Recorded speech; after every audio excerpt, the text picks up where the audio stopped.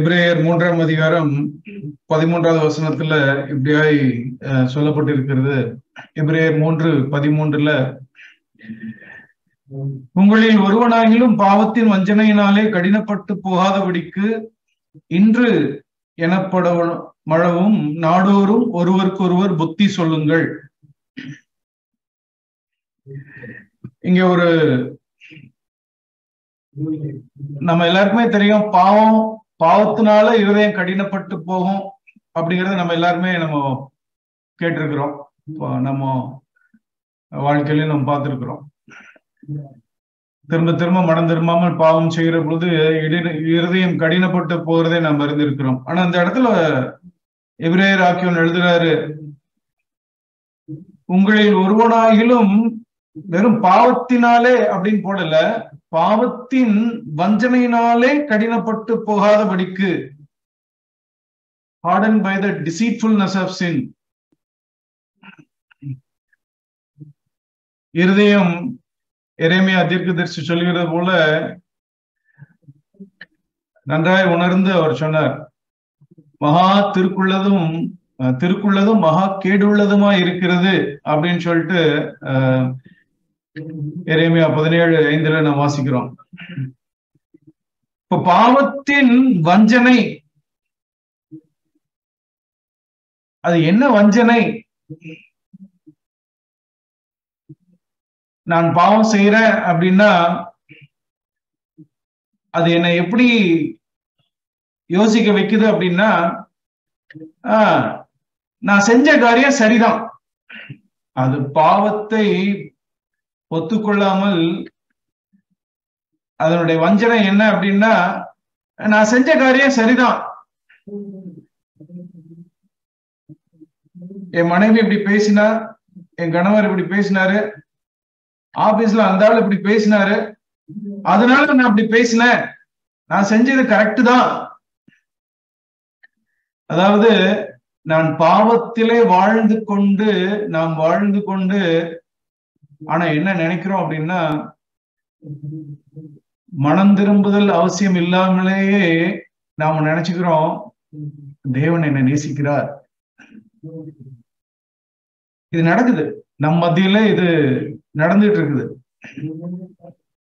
பாவத்துல பாதாளத்துல விழுந்த ஒரு சகோதரன் அதுல இருந்து மனம் திரும்புவதற்கு அவருக்கு இருதயம் இல்லை.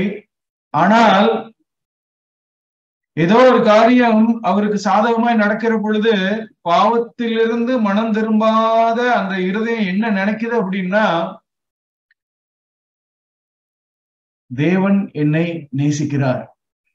மனம் திரும்ப அவசியம் இல்லை, ஆனாலும் தேவன் என்னை நேசிக்கிறார் என்கிற ஒரு வஞ்சனை, அதுதான் பாவத்தின் வஞ்சனையினாலே இருதயம் எப்படி கடினப்பட்டு போகுது அப்படின்னா, மனம் திரும்புவதற்கு அவசியம் இல்லை என்கிறது போல நினைத்து இருதயம் கடினப்பட்டு போகிறது. தேவன் என்னை நேசிக்கிறார், நான் மனம் திரும்பணும்னு அவசியம் இல்லை, ஆனாலும் தேவன் என்னை நேசிக்கிறார். நான் சபையில உட்கார்ந்து கொண்டு நான் ஒரு மிக முக்கியமான ஆள் என்று சொல்லி நாம் நம்மை நினைத்துக் கொள்ளலாம், மனம் திரும்பாமலேயே. அதுதான் அந்த பாவத்தின் வஞ்சனை. இருதயம் கடினப்பட்டு இருக்குது அப்படின்னா, அந்த பாவத்தின் வஞ்சனையினால இருதயம் கடினப்பட்டு இருக்குது அப்படின்னா, நான் சபையில உட்கார்ந்து கொண்டு நான் என்ன நினைக்கலாம் அப்படின்னா, நான் மிக ஒரு முக்கியமான ஒரு நபர் சபையில. அதனுடைய அர்த்தம் ரொம்ப தெளிவா தெரிகிறது. நாம் நம்மை நியாயந்திருக்கவில்லை. அதுதான் படிச்சுன்னு, பாவத்தின் வஞ்சனையினால் இருதயம் கடினப்பட்ட இருதயம் தன்னை ஒரு நாளும் அது நியாயந்திருக்கவே இருக்காது. we feel we are better, மற்றவர்களை காட்டிலும் நான் பெட்டர்.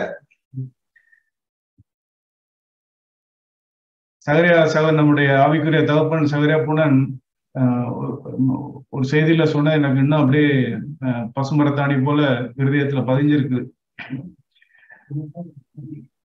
அவர் சொன்னாரு, நீங்க மற்றவங்களை காட்டிலும் நீ நல்ல பிரசங்கம் பண்ண முடியும், வார்த்தையை பகிர்ந்து கொள்ள முடியும், மற்றவங்களை காட்டிலும் நீ வந்து நல்ல பாடல் முடியும், சபை காரியங்களையோ அல்லது எந்த ஒரு காரியத்தையுமே மற்றவங்களை காட்டிலும் நல்ல மேலான விதத்துல செய்ய முடியும், மற்ற இந்த சகோதரனை காட்டிலும் இந்த சகோதரியை காட்டிலும் நான் இந்த காரியத்தை நல்லா செய்ய முடியும் அப்படிங்கிற ஒரு எண்ணம் எனக்கு இருந்தது அப்படின்னா, சகோதரன் சொன்னார், யூ ஆர் அ கேன்சர், நீங்க வந்து சபையில நீங்க கேன்சர் மாதிரி இருக்கிறீங்க அப்படின்னாரு. நம்ம எல்லாருமே இந்த அந்த அந்த வார்த்தையை நாம் கேட்டிருப்போம். ஆனா கேன்சர்னா என்ன? நம்ம கேன்சர் இன்னைக்கு வந்து நிறைய நம்ம கேள்விப்படுறோம். கேன்சரை குறித்து அநேகர் இந்திய தேசத்திலேயே, தமிழ்நாட்டிலே, கிராமங்கள்ல கூட அநேகர் வந்து கேன்சர்னால பாதிக்கப்படுறாங்க. ஆனா கேன்சர்னா என்ன தெரியுமா? கேன்சர் எப்படி வருது தெரியுமா? அது எப்படி உருவாகுறது அப்படின்னா, நம்முடைய சரீரத்துல அநேக செல் இருக்குது. செல் வந்து நிறைய செல்கள் இருக்கிறது. அந்த செல் எல்லாம் வந்து செத்துக்கொண்டே இருக்கும். பழைய செல்ஸ் எல்லாம் அப்படியே செத்துட்டே இருக்கும், புது செல் உருவாகிட்டே இருக்கும். இதுதான் வந்து நம்முடைய சரீரத்துல நம்ம நடந்துகிட்டே தொடர்ந்தேச்சே நடந்துட்டு இருக்கிற ஒரு காரியம். ஆனா ஒரு பழைய செல்லு, நம்முடைய சரீரத்தில் உள்ள ஒரு பழைய செல்லு, அது வந்து மரிப்பதற்கு பதிலாய் நான் மரிக்க மாட்டேன், ஐ வில் நாட் டை, நான் மரிக்க மாட்டேன் அப்படின்னு சொல்லிட்டு அது பிடிவாதமா இருந்தது அப்படின்னா அது என்ன ஆகும் அப்படின்னா, அது அளவுக்கு மீறின ஒரு வளர்ச்சி, அவுட் ஆஃப் கண்ட்ரோல் போயிடும். புதுசா அந்த அந்த அப்படியே அந்த செல்லு வந்து பெருசாயிட்டே இருக்கும். அந்த செல்லு வந்து அபரிவிதமான ஒரு வளர்ச்சியை பெற்று, அந்த ஒத்த செல்லு மரிக்க மாட்டேன் என்று மறுதளித்த அந்த செல் அளவுக்கு மீறின ஒரு வளர்ச்சியை பெற்று என்னாகும் அப்படின்னா, கொஞ்ச நாள் கழிச்சு நாளாக நாளாக அப்படியே தன்னை பெரிதாக காண்பித்து அப்படியே புடைச்சுக்கிட்டு நிற்கும், கட்டியா வந்துடும். அததான் வந்து கேன்சர் கட்டி அப்படின்னு சொல்றோம். சரீரத்துல இருக்கிற எல்லா செல்லை காட்டிலும் பாரு நான் எவ்வளவு பெருசா இருக்கிறேன் அப்படின்னு சொல்லிட்டு அது சொல்லும். எல்லா நார்மலான செல்ஸை காட்டிலும் அது மிக பெரியதா இருக்கும். ஆனா ஒன்று அந்த செல்லுக்கு தெரியாது, அந்த செல்னால அளவுக்கு மீறி தன்னை ப்ரொஜெக்ட் பண்ணிட்டு இருக்கிற அந்த செல்லுனால அந்த முழு சரீரத்திற்கும் ஒரு மரணத்தை கொண்டு வந்து கொண்டிருக்கிறது என்பது அந்த செல்லுக்கு தெரியாது. நம்ம எல்லாருக்குமே தெரியும், கேன்சர் வந்து ஜீவனை கொண்டு வரல, சரீரத்திற்கு மரணத்தை தான் கொண்டு வருகிறது. அதே போலதான் நான் என்னை குறிச்சு சவரன் சொன்னது போல, நான் நம்மை குறித்து நான் நல்ல பிரசங்கம் பண்ண முடியும், அல்லது நான் வந்து பாட முடியும், நல்ல பாடம், இவங்களை காட்டிலும் நான் அது நல்ல சூப்பரா பாட முடியும், இவங்களை காட்டிலும் நான் காரியங்களை நல்லதா செய்ய முடியும் அப்படிங்கிற ஒரு எண்ணம் இருந்தது அப்படின்னா, தேவன் தான் என் மேலையும் நம்ம மேலையும் இறக்கமா இருந்து மனம் திருவதற்கு, நம்முடைய தேவை உணர்வதற்கு உதவி செய்யும். நம்முடைய எல்லாருடைய மாம்சத்துல ஒரு இச்சை உண்டு, ப்ராமினென்ட்டா இருக்கணும், எல்லாருக்கும் தெரிகிறபடி இருக்கணும், முதலாவது ஆளா நான் வந்து இருக்கணும் அப்படிங்கிறது மாம்சத்துல எல்லாருக்கும் உண்டான ஒரு இச்சை. நம்ம வந்து நம்மளை ஒழித்துக் கொள்கிறவர்களா இருந்தாலும் சரி, அந்த மாம்சம் எல்லாத்துக்கும் ஒரே மாம்சம் தான் இருக்குது. அந்த ஒழிச்சு கொண்டு இருந்தா கூட உண்மையிலே ஆவில நான் எளிமை இல்லாமல் நான் வெறும் மனுஷிகமா என்னை ஒழிச்சு கொண்டு இருந்தா கூட அந்த இச்சை இருக்கும். அந்த இச்சை, அந்த ஆசை நம்முடைய ஆவிக்குரிய கண்களை அப்படியே முற்றிலும் மறைச்சிடும். கேன்சர் செல் நினைக்கலாம் மற்ற எல்லா செல்லை காட்டிலும் நான் தான் இந்த சரீரத்துல பெரிய செல்லு அப்படின்னு நினைக்கலாம். ஆனா அதுக்கு தெரியலையே, நான் வந்து இந்த சரீரத்துக்கு நான் ஒரு மரணத்தை கொண்டு வந்துட்டு இருக்கிறேன் அப்படிங்கிறது வந்து அதுக்கு தெரியாமே போயிடுது. கிறிஸ்தவ வாழ்க்கையில நம்ம ஒரு காரியத்தை நம்முடைய சபையில நம்ம திரும்ப திரும்ப திரும்ப திரும்ப மீண்டும் மீண்டும் கேட்டுட்டே இருக்கிறோம். சிலுவையின் பாதையில நடக்கிறத குறிச்சு நம்ம கேட்டிருக்கிறோம். மார்க்கு 8ஆம் அதிகாரத்துல மார்க் 8ஆம் அதிகாரத்துல 8:34 நமக்கு எல்லாம் தெரிந்த ஒரு வார்த்தை. அவர் பின்பு சீஷர்களை அவர் ஜனங்களையும் தம்முடைய சீஷர்களையும் தம்முடைய அழைத்து, ஒருவன் என்னை பின்பற்ற வர விரும்பினால் அவன் தன்னைத்தானே வெறுத்து தன் சிலுவையை எடுத்துக்கொண்டு என்னை பின்பற்ற கடவன். இயேசு கிறிஸ்து இதெல்லாம் தன்னுடைய வாழ்க்கையில கடைபிடித்து அவர் அதை போதித்தார். 9ஆம் அதிகாரத்துல 31வது வசனத்துல நம்ம அப்படியே வாசிக்கிறோம். அவர் கடைபிடிச்சார், அவருடைய வாழ்க்கையில அது நடந்தது. அவர் அதற்கு தன்னை முற்றிலுமாய் ஒப்பு கொடுத்தார். 9ஆம் அதிகாரத்துல அவர் சொல்றாரு, மனுஷகுமாரன் மனுஷர் கைகளில் ஒப்பு கொடுக்கப்படுவார் என்றும், அவரை அவர்கள் கொண்டு போடுவார்கள் என்றும், கொல்லப்பட்டு 3ஆம் நாளில உயிர் தெழுந்திருப்பார் என்றும் தம்முடைய சீஷர்களுக்கு போதகம் பண்ணி சொல்லி இருந்தார். அவர் நடக்க போறத அவர் 33 இந்த உலக நாட்களில உலகத்துல வாழ்ந்த மனுஷனாய் நம்ம போல வாழ்ந்த நாட்களில இதை செய்தார். தன்னுடைய சுய சித்தத்தை செய்யாமல் பிதாவுடைய சித்தத்தை செய்தார். என்ன உயிரோடு கூட என்ன கொண்டு போடுவார்கள், ஒரு மரணம் இருக்கிறது, ஆனால் 3ஆம் நாளில் நான் உயிரோடு எழுந்திருப்பேன் என்று சொல்லி அவர் சொல்றார். ஆனா இவ்வளவு பெரிய காரியத்தை சொல்றாரு, இவ்வளவு பெரிய சத்தியத்தை சொல்றாரு. 32வது வசனத்துல நான் வாசிக்கிறோம், மார்க் 9:32, அவர்களோ அந்த வார்த்தையை அறிந்து கொள்ளவில்லை. அந்த வார்த்தை அவங்களுக்குள்ள நுழையவே இல்லை. எத்தனை முறை இந்த காரியத்தை அவர் போதிச்சாருன்னு தெரியல. தன்னுடைய வாழ்க்கையில நடக்க போறதையும் சொல்றாரு. சிலுவை குறித்து அவர்கிட்ட சொல்றாரு, சிலுவையின் பாதையில நடந்தார், எல்லாவற்றையும் சீஷர்கள் பார்த்துட்டு தான். ஆனாலும் மார்க்கு சுவிசேஷம் எழுதின அவர் மார்க் சொல்றாரு, அது அவங்களுக்குள்ள போகவே இல்லை. இந்த சத்தியம் அவங்களுக்குள்ள கேட்டுட்டே இருக்கிறாங்க, ஆனாலும் அந்த சத்தியம் போகல. ஏன்?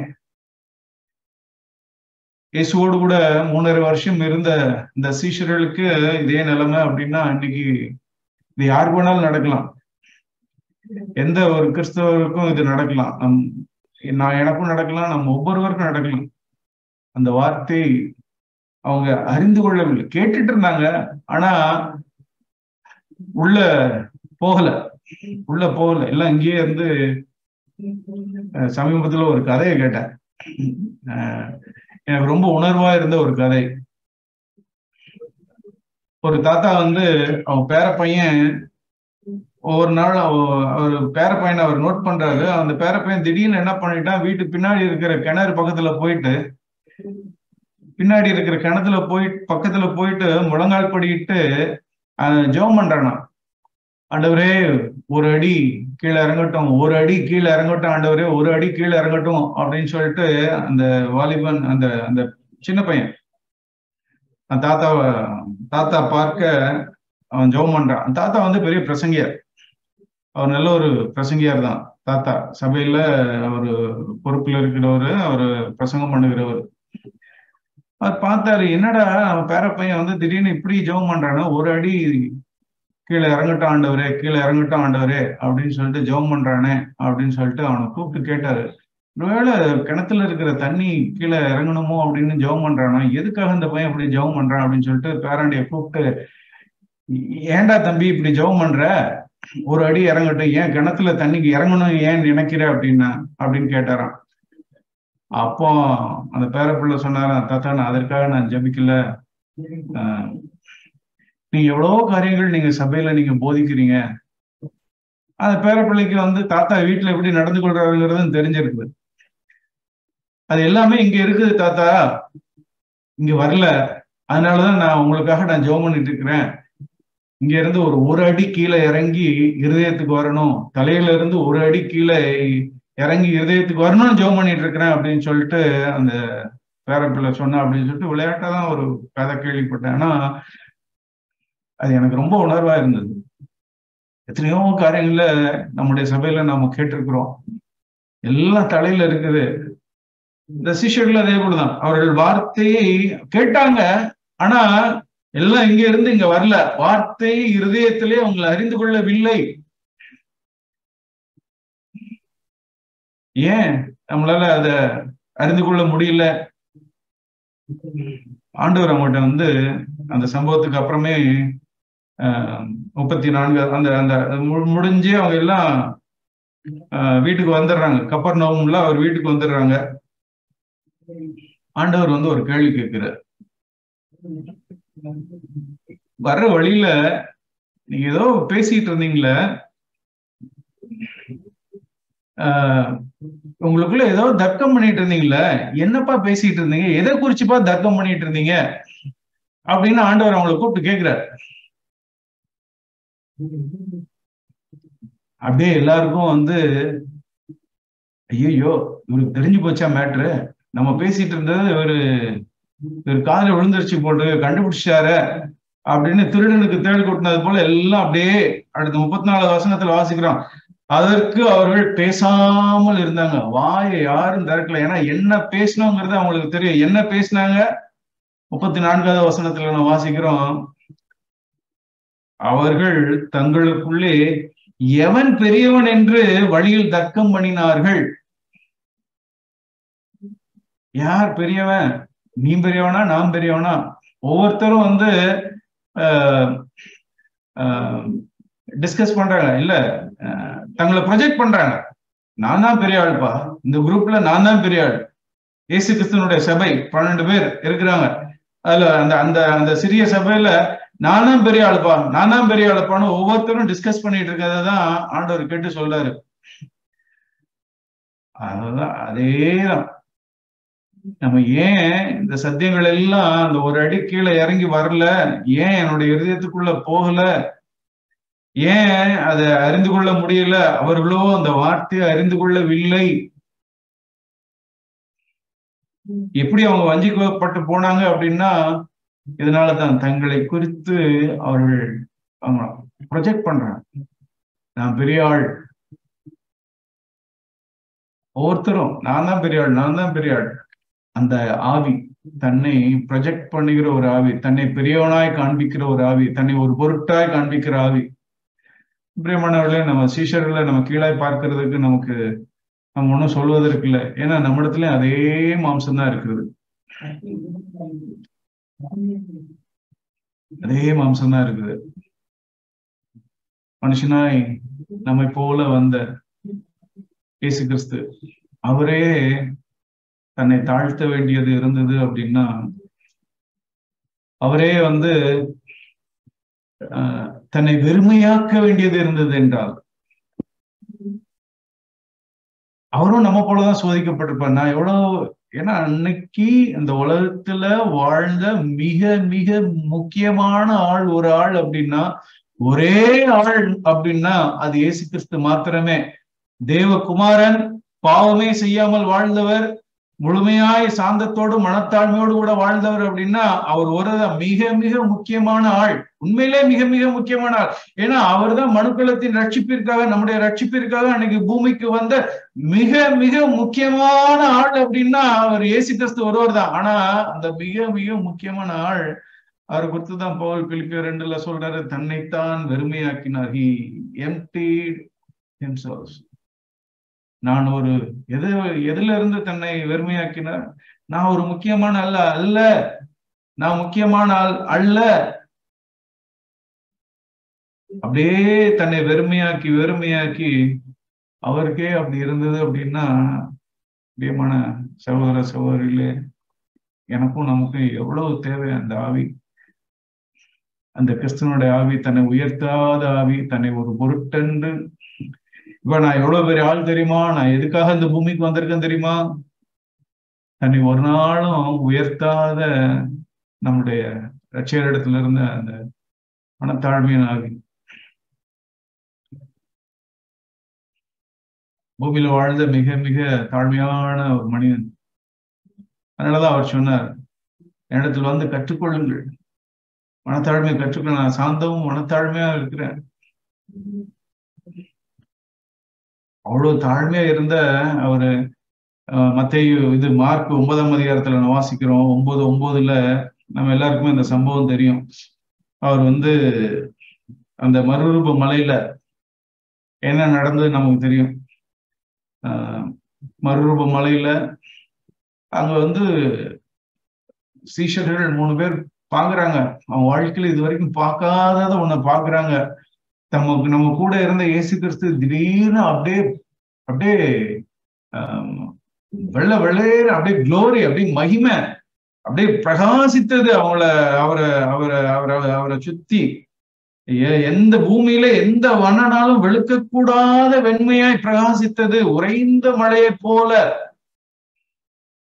எல்லாமோ பாக்குறாங்க. மோசே வர்றாரு, எலியா வர்றாரு, பேசுறத பாக்குறாரு. திடீர்னு வானத்துல இருந்து ஒரு சத்தம் வருது, இவர் என்னுடைய நேசகுமாரன். ஒரு பெரிய சாட்சி அவருக்கு கிடைக்குது பிதாவின் இடத்துல இருந்து. இதெல்லாம் 100க்கு 100 உண்மை. அதுல வந்து கூட்டி குறைச்சு ஒண்ணுமே இல்லை. அருமையான அந்த ஒரு மறுரூபம். அவர் தன்னை அப்படி மறுரூபமாக்கவில்லை. பிதாவாகிய தேவன் அவரை மகிமைப்படுத்தினார். ஆனாலும் அவரிடத்துல இருந்த ஆவி என்ன அப்படின்னா, அதை அப்படியே மறைக்கிறதுக்கு தான் விரும்பினார். நாமும் அந்த இடத்துல இருந்தோம் அப்படின்னா, அந்த இடத்த விட்டு அந்த மாதிரி நம்முடைய வாழ்க்கையில ஒரு அனுபவம் வந்திருந்துன்னு வச்சுக்காங்களேன். ஏதோ ஒரு விதத்துல அப்படியே மற்றவர்கள் காணும்படியாய் நாம் மகிமைப்படுற ஒரு காரியம், அல்லது நம்மளை குறித்து நாம் விரும்புகிற, நாம் மதிக்கிற மூத்த சகோதரர்கள் நம்மை குறித்து ஒரு அருமையான ஒரு சாட்சியை சொல்றாங்க அப்படின்னா, நம்மள அந்த இடத்துல வச்சு பார்ப்போமே, நம்முடைய இருதயத்துல என்ன மாதிரி சிந்தனைகள்லாம் ஓடும், நான் எப்படி பிஹேவ் பண்ணுவேன். நாமும் அந்த இடத்துல இருந்தோம் அப்படின்னா, அதை வந்து நாசுக்க மற்றவங்களிடத்துல நம்ம சொல்லுவோம். நான் ஆண்டவருடைய மகிமைக்காக நான் இதை சொல்றேன், என்னுடைய மகிமைக்காக நான் சொல்லலை, அதை தேவன் மகிமைப்படணும், நான் ஒன்றும் இல்லை, ஐ எம் நத்திங். ஆனா தேவனே என்ன அப்படியே மறுரூபமாக்கிட்டாரு. என்னப்பா என் தேவனே என்னை குறித்து ஒரு சாட்சி கொடுத்தாரு, மிகவும் பிரியமான நேசகுமாரன் அப்படின்னு சொல்லிட்டு சாட்சி கொடுத்தாரு. அப்படியே ஒரு மாய்மாலமான ஒரு தாழ்மையை முகமுடிய போட்டுட்டு நம்ம மற்றவங்களுக்கு நம்ம சாட்சி சொல்லுவோம். ஆனா இயேசு கிறிஸ்து என்ன தெரியுமா சொன்னாரு? 9வது வசனத்துல நம்ம வாசிக்கிறோம், அவர்கள் மலையிலிருந்து இறங்குகிற பொழுது அவர் அவர்களை நோக்கி, மனுஷகுமாரன் மரித்தோரிலிருந்து எழுந்திருக்கும் வரைக்கும், நான் அந்த பூமியில நான் மரிக்கிறதுக்கு வரைக்கும், கிளியரா சொல்லிட்டார், மருத்துவரிலிருந்து எழுந்திருக்கும் வரைக்கும் நீங்கள் கண்டவைகளை ஒருவருக்கும் சொல்ல வேண்டாம் என்று அவர் சஜஸ்ட் பண்ணல.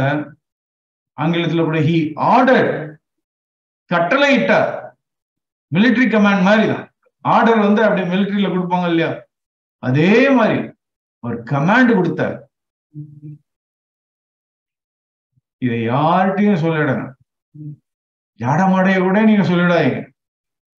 ஆர்டர் தான். என்ன ஆவி அவரிடத்துல இருந்த கிறிஸ்துவனிடத்துல நாம் காண்கிற அந்த ஆவி.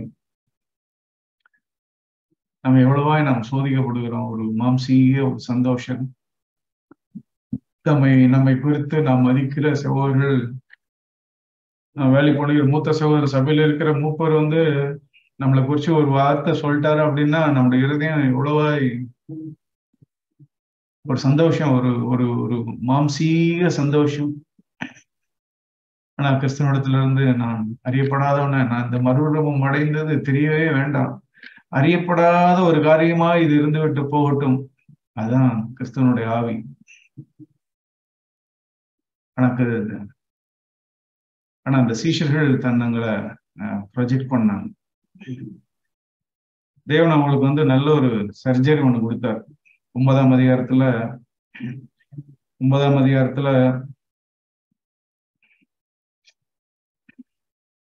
நல்ல ஒரு ஆபரேஷன் மாதிரி ஒரு மருந்து கொடுத்தார். அந்த கேன்சர், அவங்களிடத்துல இருந்த கேன்சர் தன்னை ப்ரொஜெக்ட் பண்றது இல்லையா, அந்த ஒரு செல்லு தங்களை ப்ரொஜெக்ட் பண்ணுகிற அந்த நோய்க்கு, வியாதிக்கு, அந்த கேன்சருக்கு இயேசு கிறிஸ்து ஒரு மருந்து கொடுத்தார். 35வது வசனத்துல வாசிக்கிறோம். நீ ப்ரொஜெக்ட் பண்ணணும்னு நினைக்கிறியா? ஒண்ணு நீ முதல்வனா இருக்கணும்னு நினைக்கிறியா?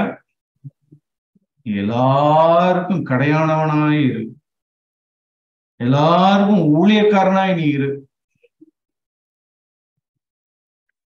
கடைசி ஆள, கடைசி ஆளு அப்படின்னா கடைசி சேர்ல போய் உட்கார்ந்து கொள்றது இல்ல. மற்றவங்க எல்லாரையும் முக்கியமானவர்களா நம்ம எண்ணுகிறது. நான் இதை வந்து ஒரு எக்ஸ்பர்ட் மாதிரி நான் பேசல, ஏதோ தேர்ந்தவனை போல நான் பேசல. பட் ஆண்டவரே நான் அப்பேற்பட்டவனா இருக்கணும் அப்படிங்கிற ஜெபிக்கிற ஒரு மனுஷனாக தான் நான் இதை உங்களோடு கூட நான் பகிர்ந்துக்கிறேன். I'm not an expert. ஆனா ஆண்டவரே உம்மிடத்துல இருந்து அதே ஆவி கடைசி வரைக்கும். ஏன்னா கடினமான ஒரு காரியம், அது எளிதான ஒரு காரியம். It is not so easy. இது ஏன்னா இது இயற்கையா நமக்கு வராது. நம்முடைய ரட்சிப்பு நிறைவேற, இந்த ஏரியாவில் இந்த காரியத்துல ரட்சிப்பு நிறைவேற நாம் பிரயாசப்பட வேண்டியது இருக்குது. நம்முடைய வாழ்க்கையின் முடிவு வரைக்கும், நம்முடைய ஜீவனின் முடிவு வரைக்கும் இந்த காரியத்துல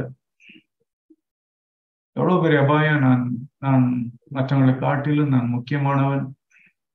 எஸ்பெஷலி விசேஷமா ஏன்னா நமக்கு தேவன் ஏதாவது ஒரு விதத்துல ஒரு கிஃப்ட நம்ம கொடுத்திருக்கிற பொழுது, முன்னாடி நின்று ஒரு காரியத்தை நம்ம செய்வதற்கு நமக்கு ஒரு பொறுப்பு கொடுக்கப்பட்டிருக்கிற பொழுது, நம்மளை நம்பி ஒரு பொறுப்பை கொடுத்திருக்கிறாங்க அப்படின்னா நான் எவ்வளவு ஜாக்கிரதையா இருக்க வேண்டியது இருக்குது. நம்ம ஒவ்வொருவரும் எவ்வளவு பெரிய அபாயம் அது. ஆமா, நான் அப்பேற்பட்ட ஒரு கனத்தையும் மகிமையும் நான் தேடுவேன் என்றால், நான் முதன்மையா இருக்க நான் விரும்பினேன் என்றால், நான் என்னை ப்ரொஜெக்ட் பண்ணுகிற ஒரு மனுஷனா இருப்பேன் என்றால், நான் சரிதமாகிய சபையில நான் ஒரு கேன்சர். ஆண்டவரிடத்துல இருந்துதான் அந்த மனத்தாழ்மையை நாம் பெற்றுக்கொள்கிறோம்.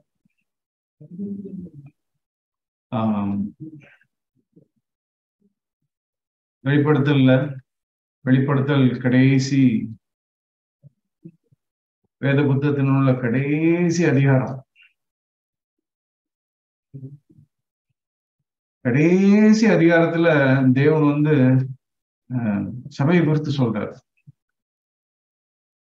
21, 22 2 அதிகாரத்திலையுமே இயேசு கிறிஸ்து சபையை குறித்து தான்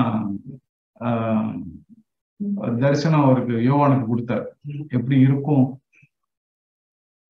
அந்த திருச்சபை, பரலோகத்துல அந்த புதிய எருசலேம் சபை எப்படி இருக்கும், புதிய எருசலேம் எப்படி இருக்கும் அப்படிங்கிறத இங்க பார்க்கிறோம். 22ஆம் அதிகாரம் 1வது வசனத்துல நான் வாசிக்கிறோம். பளிங்கை போல தெளிவான ஜீவ தண்ணீர் உள்ள சுத்தமான நதி.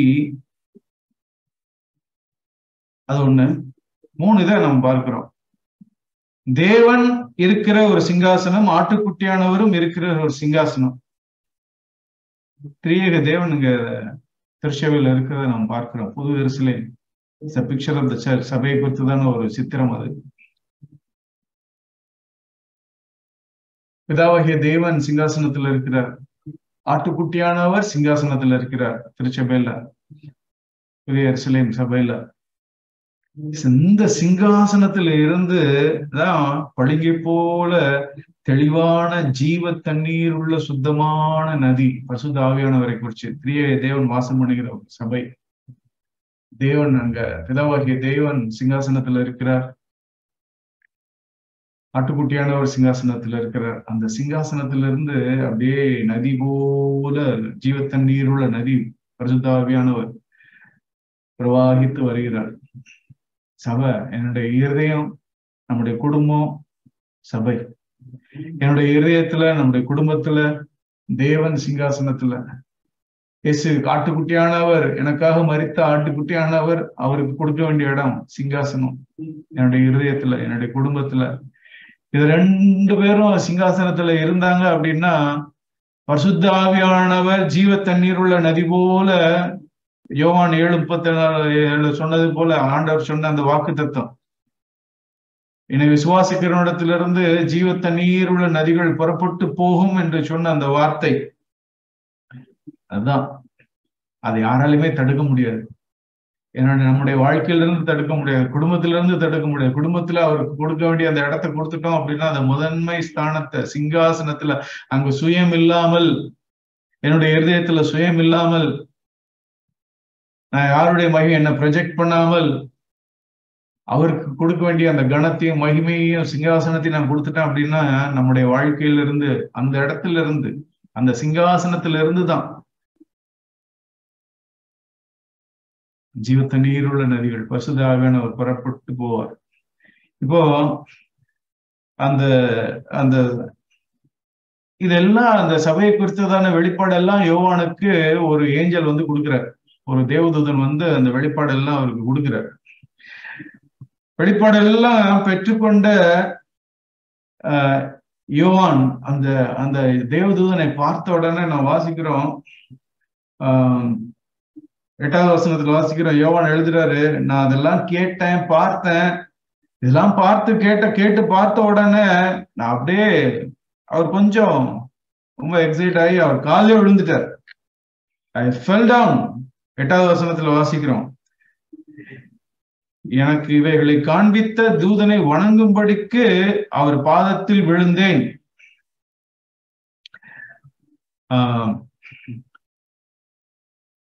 அந்த தூதனை அவர் மிக மிக முக்கியமானவராய் பார்த்து ஒருபடி மேல போய் அவர் வொர்ஷிப்பே பண்ணிட்டார். ஆனா அங்க பார்க்கிறோம் அந்த ஏஞ்சலோட ஸ்பிரிட், அந்த தேவதூதனுடைய ஆவியை பாருங்களேன். சபையை குறித்து ஒரு வெளிப்பாடு பெற்ற அந்த வெளிப்பாடு கொடுத்த அந்த தேவதூதன் சொல்றாரு பாருங்களேன், இவப்பா நீ இப்படி செய்யாதபடிக்கு போற. 9வது வசனத்துல, நான் விசேஷமான ஆள்லாம் கிடையாது. 9வது வசனத்துல, I am a fellow servant of yours, நானும் ஒரு ஊழியக்காரன் தான்பா. இப்ப நான் உன்னை காட்டிலும் பெரியவன் அல்ல. இன்ஃபேக்ட் நம்ம சொல்ல போனா அப்படின்னா, தேவதூதர்கள் மனுஷர்களை காட்டிலும் கொஞ்சம் பெரியவங்க தான். நாம மனுஷர்களோட தேவதூதர்களை காட்டிலும் நம்ம சற்று சிறியவர்கள் தான். ஆனா அந்த தூதன் சொல்றாரு, இப்ப ஐ எம் நாட் ஸ்பெஷல், நான் ஸ்பெஷல் அல்ல. தேவன் அவரை மேன்மையாக தான் சிருஷ்டித்தாரு. ஆனா அந்த தேவதூதனிடத்துல இருந்து ஆவி என்ன அப்படின்னா, நான் ஸ்பெஷல் இல்ல, நானும் உன்னை போல சகோதரர் தீர்க்கதரிசி இந்த புத்தகத்தின் வசனங்களை கை கொள்ளுகிறவர்களோடும் கூட நானும் ஒரு ஊழியக்காரன். தேவனை தொழுதுகள் தன்னை முக்கியமானவரை இவர் பார்த்தாரு, ஆனா அவர் தன்னை முக்கியமானவரை காண்பிக்கல. பார்த்தார், ஆனா அவர் தன்னை காண்பிக்கல. நான் உணர்ந்ததுதான், மற்றவர்கள் நம்ம ஒருவேளை முக்கியமானவர்களை நம்ம இருக்கிற செய்யற காரியத்தை நிமித்தம் நம்மள முக்கியமானவர்களை பார்க்கலாம். ஆனா என்னிடத்துல, இந்த தேவனிடத்துல, இந்த தேவதூதனிடத்துல அந்த அதே ஆவி, இந்த தேவதூதனுக்கு எப்படி அந்த உணர்வு வந்தது? மனுஷனை காட்டிலும் மேலானவன் தான், ஆனா அந்த தேவதூதனுக்கு எப்படி அந்த உணர்வு வந்தது அப்படின்னா, என்னால பார்த்தார். என்ன பார்த்தார்? லூக்கா 22ஆம் அதிகாரத்துல நம்ம வாசிக்கிறோம், தேவதூதர்கள் எல்லாம் மேல இருந்து பாக்குறாங்க. கடைசி ராபோஜனத்துல சீஷர்களோடு கூட அப்பம் விட்டு கொண்டு இருந்தவர். அப்பவும் ஒரு பிரச்சனை.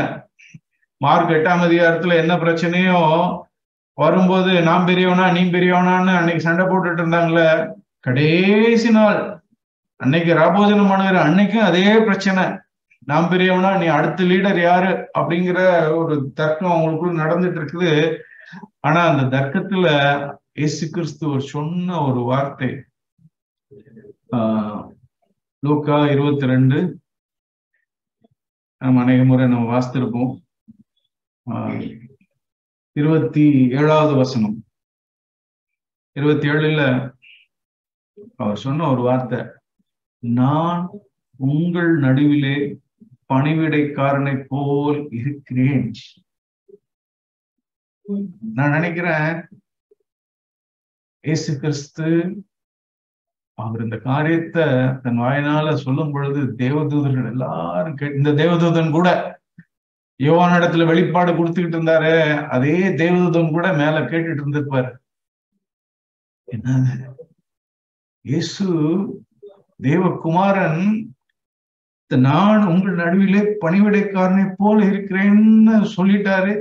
இனிமே மனுஷனை காட்டிலும் என்ன தேவன் மேலானவனதான் படைச்சாரு, தேவகுமாரனே தன்னை இப்படி தாழ்த்திட்டாரு அப்படின்னா, எப்பா நான் விசேஷித்தவன் கிடையாது, நான் என்ன ப்ரொஜெக்ட் பண்ணவே மாட்டேன். தேவன் என்ன விசேஷித்தவனாய் படைச்சிருந்தாலும் கூட நான் உங்களோடு கூட ஒரு சகோதரன் தான், நான் ஒரு ஊழியக்காரன் தான், நானும் ஒரு வேலைக்காரன் தான்.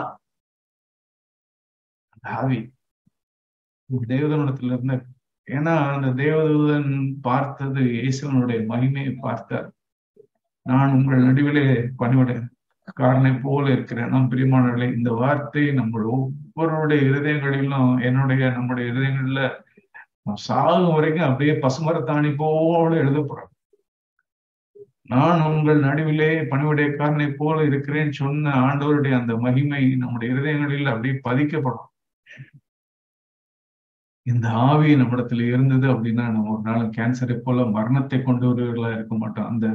அந்த பெரிதா இருக்கிற அந்த செல் ஒரு சரீரத்திற்கு எப்படி மரணத்தை கொண்டு வருகிறதோ, அந்த மரணத்தை கொண்டு வருகிற அந்த வேலையை நம்ம செய்ய மாட்டோம். ஆனா அதற்கு பதில் நான் ஜீவனை கொண்டு வருவேன். இயேசு கிறிஸ்து அப்படிதான் ஜீவனை கொண்டு வந்தார். நான் உங்களுடைய நடுவில் பணிவிடை தன்னை ப்ரொஜெக்ட் பண்ணாத, அதுல இருந்துதான் ஜீவன் வந்தது. தன்னை ப்ரொஜெக்ட் பண்ணாத, தன்னை முதன்மையாய் காண்பிக்காத, தன்னை வெறுமையாக்கின அந்த ஆவியின் இடத்துல இருந்தது, அந்த இதுல இருந்துதான் ஜீவன் வெளிப்பட்டது. இதே போல அதுதான் எனக்கும் நமக்கும் தேவை கடைசி வரைக்கும். இப்ப ஏற்பட்ட ஒரு ஜீவனை கொடுக்கிற சரீரத்துல ஒரு செல்லாய் நம்ம இருந்துள்ளோம்.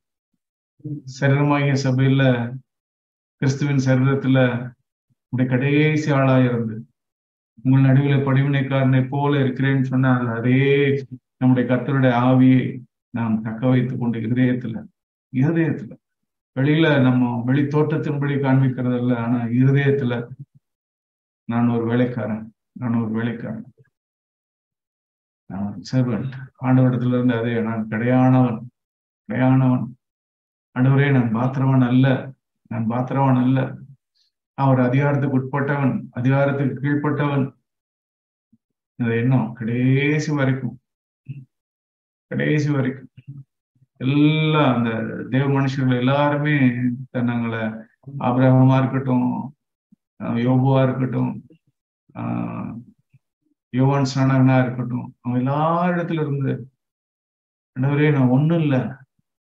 ஆபிரகாம் சொன்னார், நான் தூசு ஆண்டவரே, ஐ ஆம் டஸ்ட் அண்ட் ஆஷஸ், நான் தூசு சாம்பல் அப்படின்னார்.